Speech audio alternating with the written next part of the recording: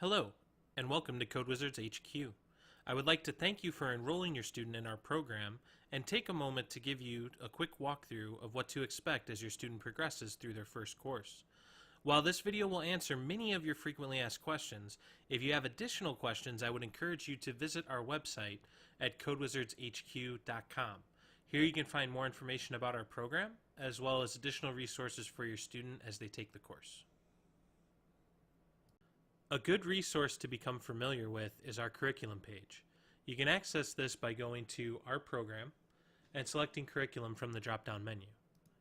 From here, you can see the full CodeWizards HQ curriculum through Wizard Level 1, 2, 3, and 4.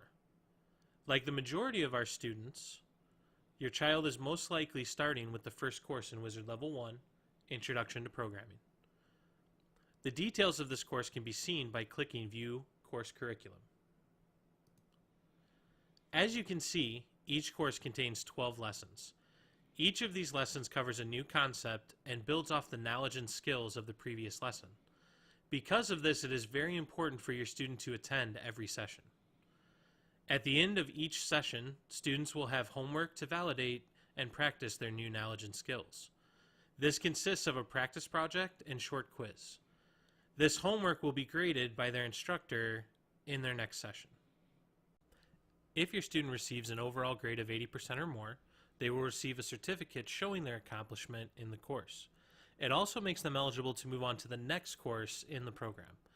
Because of this, it's important to know where your child's progress is at the end of each session, and we have many resources to help keep you and your student informed of their progress. The CodeWizards HQ coding platform is one of the best and most accurate ways to check your student's progress.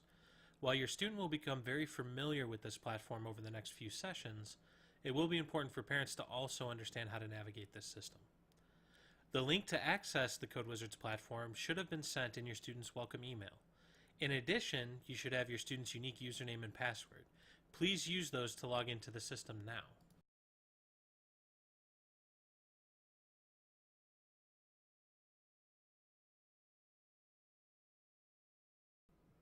Once logged in, you will be at your student's dashboard. Here you can find a lot of quick, summarized information at a glance, including your student's grade, current progress in the course, their wizardry level, including wizard points that have been earned, their instructor, a list of their fellow classmates, their class schedule, as well as outstanding tasks. Outstanding tasks are past due assignments that are currently affecting your child's grade. If you would like additional information about your student's progress, you can find this on the Progress tab. Here, you will be able to see all of the lessons currently taught to your child, as well as their specific quiz and practice project score for a particular lesson. If a lesson has a quiz or practice project with a not submitted, that's currently an outstanding item that your child needs to complete. For quizzes, simply click on the quiz under the lesson, and it will populate in the main window. From here, your student can select the answers to their 6 questions and click the Complete Quiz button at the bottom. Once this is done, the quiz will automatically be graded and the score will automatically be reflected on the left. For practice projects, your student needs to submit through the main editor. On the editor screen, your student will need to open their practice project by going to the PP folder in the lesson that they want to turn in. Once they select the file that they worked on, they simply need to come to the pointing finger in the top right, select it, and then pick the lesson they wish to turn it in for from the dropdown. Once they click Submit, the project will be submitted to their instructor for grading. Students receiving a score of 0 means that they did not yet submit their project or have not completed it. Receiving a score of 1 means that the project was submitted but did not achieve the desired outcome. And a score of 2 means that the student successfully completed all the requirements of the project.